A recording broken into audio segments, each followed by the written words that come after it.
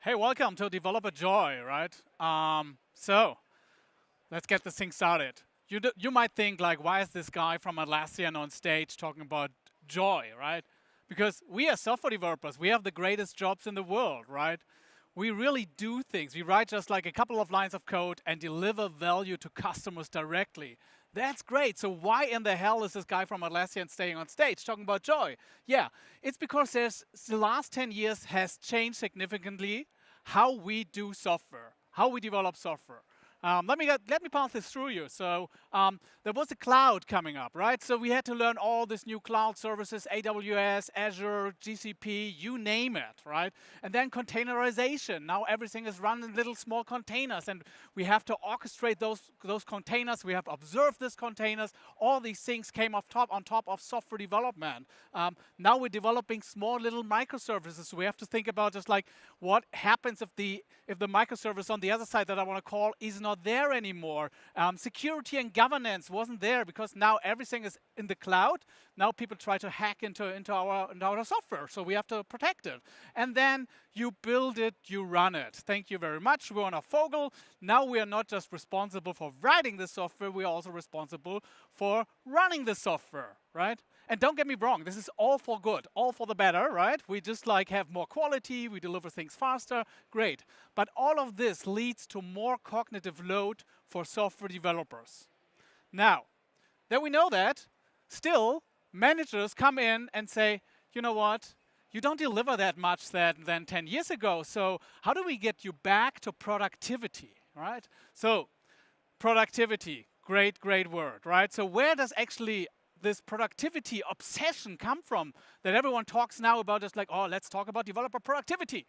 So we have to go back in time, and I would travel with you back 126 years to the Bethlehem Steel Factory. So back in the days in the Bethlehem Steel Factory, they had a productivity issue. So what they did was actually they called one guy, right? At that time, there was no McKinsey or Boston Consulting Group to call, so they hired one person.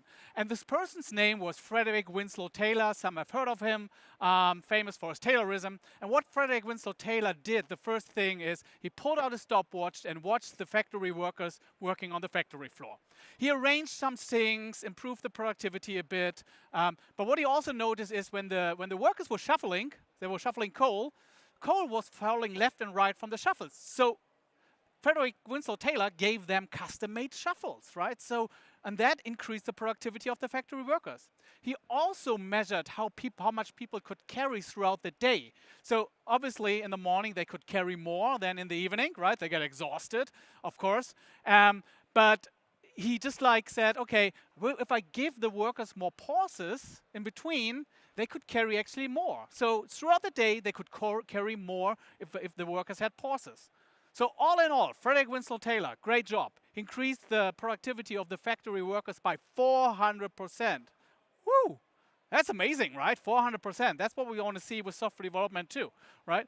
But everything comes with a flip side. So now the workers were not supposed to think anymore. The managers were doing all the thinking for the workers. They were just like doing repetitive tasks, right? This is 126 years ago. But we still try to measure productivity like Frederick Winslow Taylor did 126 years ago. And software development is different. So how do we measure developer productivity? And I've been talking to a lot of people, and my first manager actually that I had back 20 years ago said, hey Sven, how many lines of code did we add, right? I want to put that on a slide, report that to the board, right? And I said, that doesn't say anything about productivity, we know that, but hey, how many issues did we move into done? Yeah, that's maybe a better measurement, but still here. It doesn't really count, it's not productive, it doesn't count productivity because we have bigger issues and smaller issues, and now we just like measure story points. Yeah, the size of the task, right? That's a good measurement.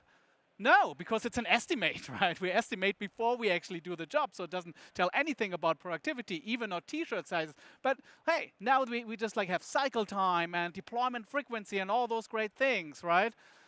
Let's assume we have this great measurement, right? What happens then is, okay, now we have a baseline. Let's increase that. Let's be more productive. Let's do that. Yeah, thank you very much, Frederick Winslow Taylor, right? Still, we are still living in this Taylorism age, right? Okay, now that we know that, there's another word that is going around these days, and it's developer experience, right? Increase the developer experience. And I think it's a better word, right? But here also consultant companies are putting up frameworks for increasing the developer experience, making money out of that. This is the McKinsey one. You might have heard about that one. Made some rounds. So we at Atlassian, we think like, okay, let's take it just like back to the baseline. And it's really just improving that joy that we have when we develop software. Software developers enjoy what they're doing, right? Developing software, we became developers for a reason. So let's bring back that joy. So how do we see that? So first thing, developer joy is for us just like if developers work on great quality code. Imagine you have a great code base, right? A great quality code base. And you move things forward fast, right? It's just like flowing through the pipelines. You have an idea on Monday, it's got implemented on Tuesday, it runs, the customer is using it on Wednesday, right? We want to have progress. And then also delivering customer value, the right things for the customer, being proud of what you do. And if the customer comes back to you and says, wow, this new feature, amazing, we love it. Thank you very much for developing it. That's actually when I have developer joy and when I enjoy what I'm doing. And guess what? If all these three things come together, I'm also productive, right? I'm also building the right things in the right speed with the right quality. Great. So I've brought some stories with me from teams at Atlassian, 3 teams actually from Atlassian, what they saw flaws in their developer experience and how they improved it. And the first thing is about quality, right? And we do quality, we improve quality through code reviews, right? You're all doing code reviews, right? Yeah? Yeah, great, love you. So let's assume, but there's some problems actually with code reviews, and it goes like this. So let's assume I have actually added these lines of code here, right? It's just like simple, put a pull request out there, put some reviewers on it and say, hey, give me some feedback. The first comment I get is this one here. What the fuck, Sven? So, oh, God, right? But I'm just like, okay, calm down. What do you mean, right? Next comment. Next comment is, this code looks ugly. So, okay, I'm done with code reviews. I don't want to do code reviews anymore. Stop it. Done. But hey, I'm a professional developer, so I also want to learn about it, right? So I ask, hey, what do you think? Like, why? And why is the code ugly? And the person said, oh, it would have been nicer if you would have the for loop. Yeah, nicer is a great word, right? What does that mean? I didn't learn for that. So one rule, if you're that person here, that reviewer, don't be a jerk, right? Don't be a jerk. So who hasn't been actually bullied by a jerk, let's say, in the last 2 months here with code first? No, please don't raise your hands. I know your coworkers are here too. Great. So we know these people, right? But these are actually the people why people don't like code reviews, right? Because they get bullied by other people, right? So the Jira team actually thought about this and said, okay, what can we do about this thing, right? So what they looked at is actually the reviewers. They are in this protected bubble, right? They can just like throw things to the authors because the authors are opening up, right? They open up their work. You put your work to your coworkers. You open up your work. So they actually set up, okay, let's put down some rules for code reviews. So the first rule is assume competence, right? We hire people for a reason. We do a lot of interviews. So we hire the right people. So we assume that the people we hire that are on your team are competent, right? So the second thing is just like be constructive in your feedback. This code looks ugly, not very constructive. It doesn't help the author to fix things, right? So be constructive in your feedback. And the third thing is explain your reasoning, right? A for loop would be nicer. I want to learn too, so explain your reasoning. So these are just like a couple of rules that the Jira team has set themselves. They also have set up rules for the authors to review things early before they actually put the pull request out. And they wrote everything down. And it's a simple Confluence page where they wrote their code review etiquette. But now if someone is violating that etiquette, they can just like point it out and say, hey, this is not how we want to talk to each other. This is not how we want to comment on pull requests. So no bullying means more developer joy actually for the developers. So I'm obsessed with flow. I love to be in the flow when I'm coding, right? You just like, you forget about everything. You have the architecture in your head. It's getting dark outside. You don't notice it, right? It's great. But software development is not about coding. There's much more involved than that. So if you look at the pipeline, right? There's a build and test pipeline and the deploy pipeline. So you want to optimize that for that time too. And yeah, it's probably easy, or just like it's doable to just like cut down your build and test pipeline by running parallel tests or deploying by just like deploying small little microservices or so. But there's one thing that takes up the most of the time, and that's the review phase. That can take actually days until you just like open your pull request and just like get it approved from your coworkers. So the Confluence team, actually one of the Confluence teams had this problem. They were actually measuring it, and on average, they had 3 days from opening a pull request to merge it back to the main branch. So that means 3 days of waiting, doing something else, obviously, and then come back after 3 days and thinking about, oh, what was it that I actually developed, and then have to rethink about it.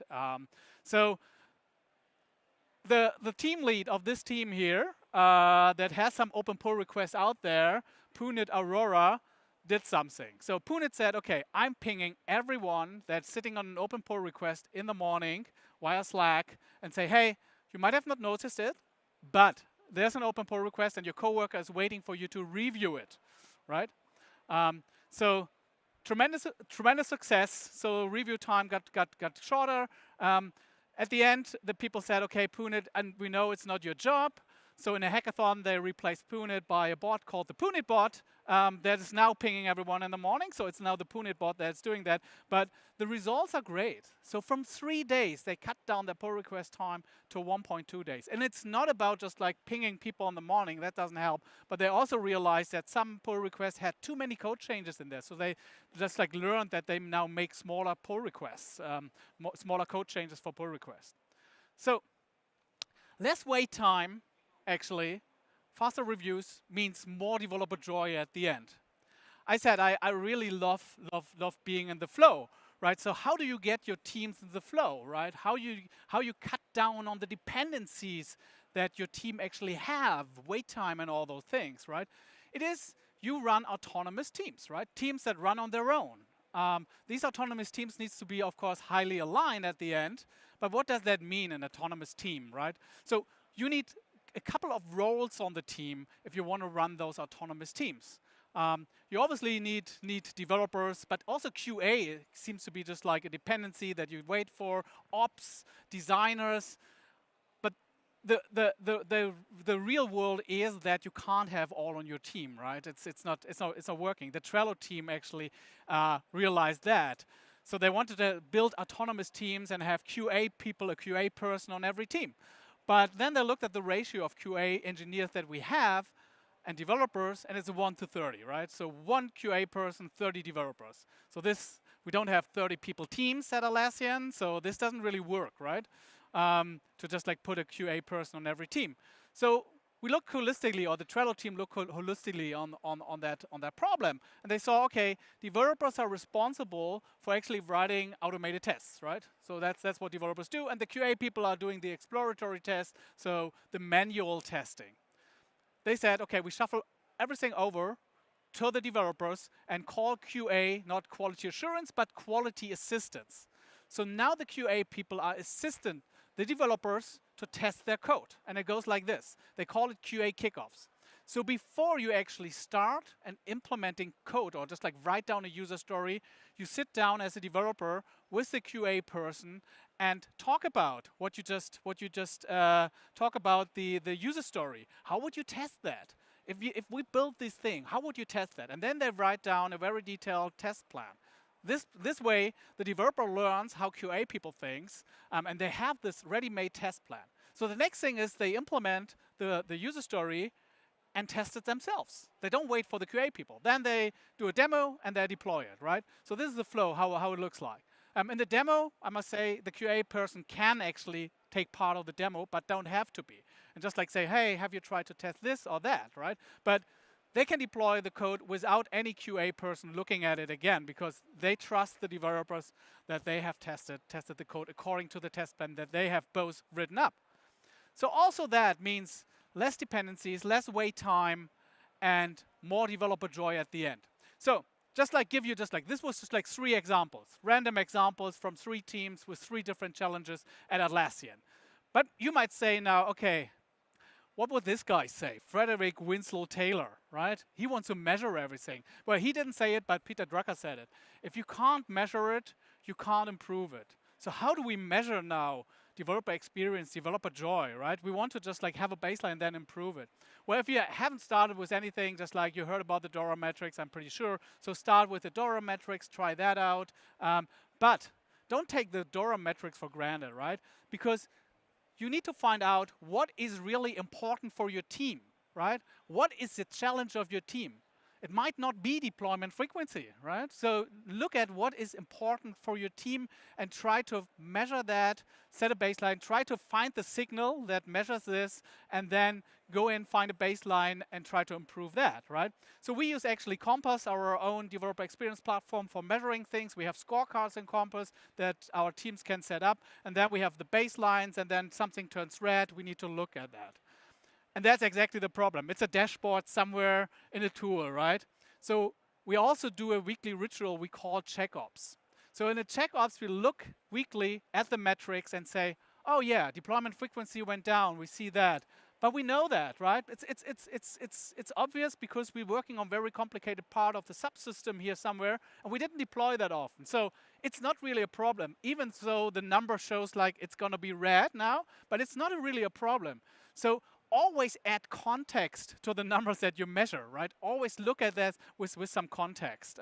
We actually built the checkops ritual into Compass directly, so people can just like see the metrics and then enter their actions in there. So I told you, we have just like team metrics, and the team is taking their challenges. It's not entirely true, because we also have an organizational metrics that we track, and it's this: how much time does the team spend on changing the business? So how much time does the team spend on really developing new features that end up with the customers, right? Versus how much time does developers spend on keeping the lights on? And a healthy ratio, and it differs from team to team, but we think a healthy ratio, what we found out, is this here: 45% spending on changing the business, developing new features, and 35% on infrastructure, CI/CD, meetings, and keeping the lights on. Now you might think like, well, this guy from Lessing can't really count because it's just like 90%, right? What was the rest of the 10% of the time? It's true, true, true. So the rest of 10% of the time, people are allowed to spend on improving their developer experience. So we have a program, 10% of the time that people are actually improving that, and we are measuring that. So we use Atlassian Analytics for that. We're tagging every Jira issue that we're doing, and then we can actually see how much people spent on that, and that's an organizational metric that we track. Now, talking about metrics, right? GitHub did this super cool experiment they call the Good Day Project. So what they did is actually, they ask every software developer in the morning or in the evening, how good was your day? How productive was your day? And you know, some days we feel more productive, and other days we don't feel very productive, right? And then they correlated that with the data that could measure, right? So they looked at the data, and guess what? They couldn't find a correlation, right, between those. So poor Octocat. So is there a correlation between how developers feel, are they productive, and the numbers that we measure, right? Why is that? Why isn't there? Because actually also software development is not a production line, right? So we can't treat software development as a production line. It's a creative process. We don't build the same car over and over again. We don't build the same piece of software over and over again. We invent something new every day. So we can't treat it like this. Some things takes longer, some things take shorter. So don't treat software development as a production line. That's not going to happen. Also, another quote here is measure what's important, but don't make important what you can measure. Super, super important here. So what is important, right? How do you find out what is really important? There's a simple answer to that. You simply ask your developers. They probably know what challenges they have. Don't try to just like build a whole measurement stuff up, right? And then say, oh, we see you struggle with pull request time or whatever, right? Just like ask your developers. So we are also doing a survey, a regular survey we call the Developer Joy Survey. And we are asking specific questions. We don't just like ask, what is your challenge? But we ask specific questions. For example, we ask, how satisfied are you with your speed to ship quality code? How satisfied are you with your waiting time, right? Execution independence, that's important for us. Are you satisfied with that? Your access to tools, processes, and practices. Your effort of managing external standards like security and governance. Is that okay? Are you satisfied with it? You're managing code, pipeline, and infrastructure, right? And then also the ramp-up time. That was very important for some teams to ramp up new developers. Are you satisfied with that? And then how is your developer satisfaction overall? Because we want to measure that number. So these are the things that we ask our software developers, and we're asking how satisfied are you? Now, we have a lot of software developers and a lot of teams at Atlassian, right? And not every team is the same. So we're also asking, how important is that for you? So not only just like how satisfied are you, but also how important is that for you as a team? Because ramp-up time might be important for a new team that needs to add more developers, but not for all teams, right? If you don't add on or add new developers every month, ramp-up time is probably not important for you. So out of these two measurements or two survey results, we're calculating a so-called opportunity score. So, opportunity score. So we just like to see, just like in this white area, or this light area, if you land in there, everything is okay. So we have a traffic light system attached to it. But if you just like land here in the down right side, right, it's important and people are not satisfied. You have to do something about it. And these are the challenges you should hit first, right? Try to just like find the things that are challenging for developers and try to find the signals to measure those. We have written actually everything up about the survey. It's free resource. You can just like use that where we just like lay out how do you actually come up with the opportunity score. What is the traffic light system that we use? So you can see all that. How do I come up with the vital signs? All those things. Now, the next step and the most important step with developer joy is not the measurement side, right? It's great if we measure something, but it is actually trying to fix things, right? Trying to fix the developer experience. This is really what we should concentrate on. And then also, not only just like because we give developers this 10% time to fix things, it's great if the team just like have now a better developer experience, but the whole company can learn for it. So it's also important to spread that learnings that we have actually, that the teams have actually. So for example, the Punit bot, the team actually wrote a blog post about it where they just like said, okay, the Punit bot is born, explaining everything around why they did it, how you can use it, right? And now there are more than 30 teams at Atlassian running a Punit bot, pinging developers in the morning. So it is a combination of your signals, your measurements that you see, and the survey results that shows you the areas that you might want to improve. So it's a balance between those two. Give those results to your autonomous teams. So give those results. Also, that's also important. Don't just like run surveys and then just hide it from the developers. Give those results back to the teams. Otherwise, they won't do it again. So give those results back to the teams and give them time to try to fix things in their developer experience, right? And let's try to fix the quality of the code that we are building, the progress, right? That we do things faster, and then the value that we create at the end for our customers. This is super important. And I also wanted to I want to do a Venn diagram in my talks, and here it is, right? Because right there in the middle, this is really when developer joy is happening, and it's not only developer joy, it's also productivity that is happening exact there, right? So we became developers for a reason. It's a great craft. Don't forget to have fun with it and improve your developer joy. Thank you so much. Thanks so much for coming.